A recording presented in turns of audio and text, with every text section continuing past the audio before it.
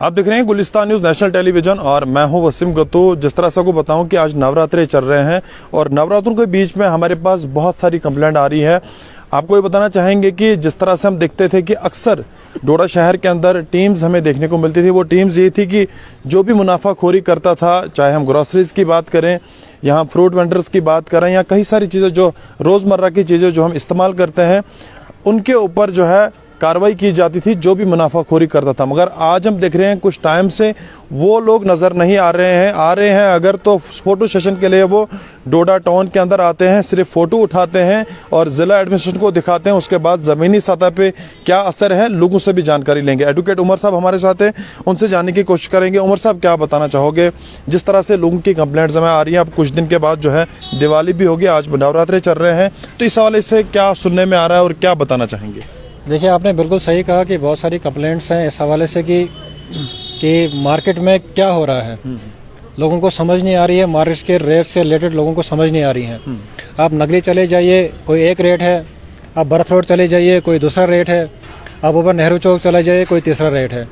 हमें समझ नहीं आ रही है। जब भी कोई त्यौहार होता है, ये जो डिपार्टमेंट होता है उनका एक फ़र्ज़ होता है, उनका काम होता है कि आप जाइए, आप चेक कीजिए कहाँ पे जो है क्या रेट मिल रहा है, कहाँ पे जो है कैसी क्वालिटी मिल रही है। दूध के हवाले से हमें जो है अभी इतनी कंप्लेंट्स आ रही हैं कि दूध कोई चेक नहीं कर रहा है। इस टाइम डिपार्टमेंट की जिम्मेदारी थी, वो आते वो दूध को चेक करते, वो कितना प्योर है कितना प्योर नहीं है। आप ये ग्रोसरीज की उधर जाइए, आप वहाँ पे आप रेट देखिए, कहीं पे रेट लिस्ट नहीं लगी है। आप सब्जी वालों के पास चाहिए, 100 में से शायद 10 ऐसे लोग होंगे जिन्होंने रेट लिस्ट अपनी लगाई है, बाकी के पास जो है रेट लिस्ट लगी नहीं है। मगर तो रेट लिस्ट चेक करने वाले लोग ही नहीं जमीनी सतह पे काम कर रहे हैं। वो आते हैं तब जब डिप्टी कमिश्नर साहब मार्केट के अंदर विजिट करते हैं, तो उनको डिप्टी कमिश्नर साहब को कोई संज्ञान लेना चाहिए इस चीज पे। जी, मैं वही कह रहा हूँ आपको कि ये सबसे पहले तो दुकानदारों का अपना फर्ज बनता है कि अगर आप दुकान आपकी है, आप कोई चीज़ आप बेच रहे हैं, आप प्रॉपरली उसमें एक वो आप रेट लिस्ट लगाइए, लोगों को बताइए कि इसका क्या रेट है क्या रेट नहीं है। और आप आपस में बैठ के, आप जो दुकानदार सारे बैठ के आप खुद डिसाइड कीजिए, ये रेट अगर आ रहा है तो हर कोई जो है इसी रेट पे बेचेगा। लेकिन यहाँ पे जो है डोडा में अपनी मनमानी चल रही है, अपने रेट लिस्ट चल रहे हैं। लोग दुकानदार के पास जाते हैं, वो ना रेट लिस्ट देख पा रहे हैं, बस पूछते हैं जी कितने का है, इतने का है, पैसा दिया और चले गए। पहले ही इतनी महंगाई की मार है, पहले ही लोग इतने तंग हैं, पहले ही लोग बेचारों को एक तो दूर दूर से आना पड़ता है। आपका पेट्रोल डीजल का भी ये जो है महंगा हो गया है, आपकी सब्जियां महंगी हो गई हैं, आपकी ग्रोसरी महंगी हो गई है।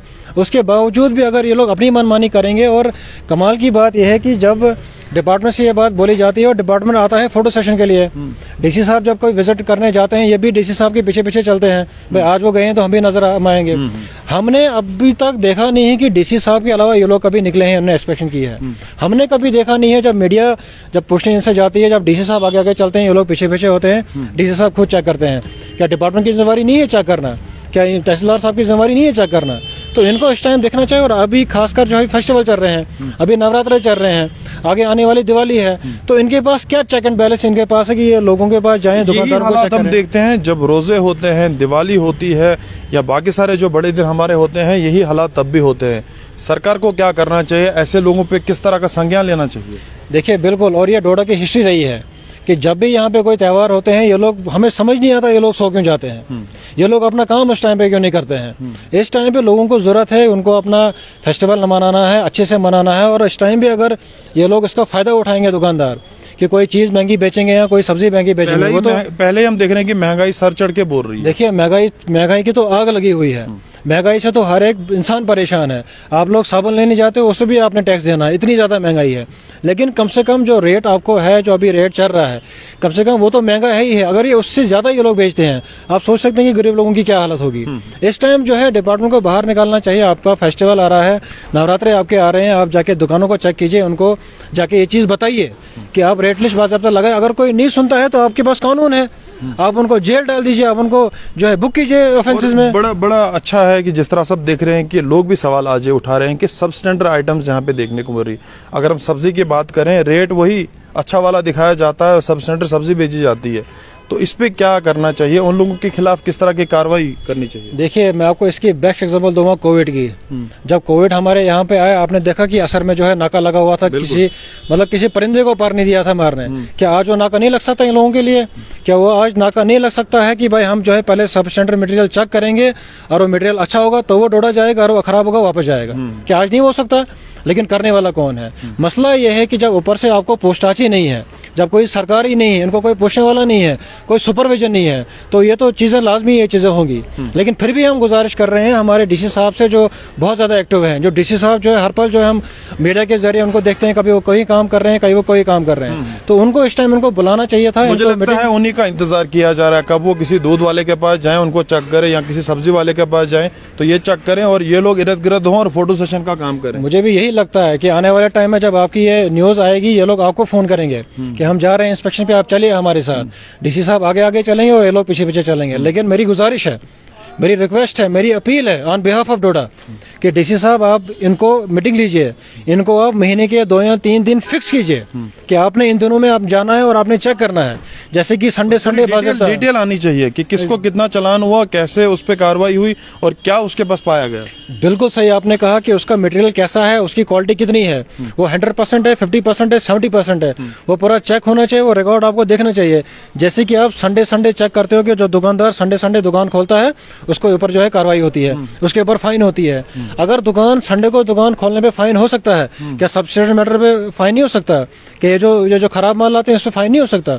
बिल्कुल हो सकता है। हमारी गुजारिश यही है कि आप इनको बुलाइए, म्युनिसिपैलिटी को बुलाइए, आप इन डिपार्टमेंट्स को बुलाइए, फूड डिपार्टमेंट को बुलाइए, इनको बिठा के आप इनसे मीटिंग लीजिए और इनसे पूरा वर्क रखिए इनके ऊपर कि ये लोग कब ये लोग जाते हैं, कब जो है फाइन करते हैं और डोडा की इस टाइम करंट सिचुएशन क्या है उसके लिए रिकॉर्ड रखें आप। तब जाके हमें लगता है कि लोगों को जो है सहूलियत मिलेगी और जो है बीमारियों से जो लोग परेशान हैं उससे कम से कम उनको निजात मिलेगी। चलिए, बहुत बहुत शुक्रिया जानकारी देने के लिए, हमारे साथ बातचीत करने के लिए।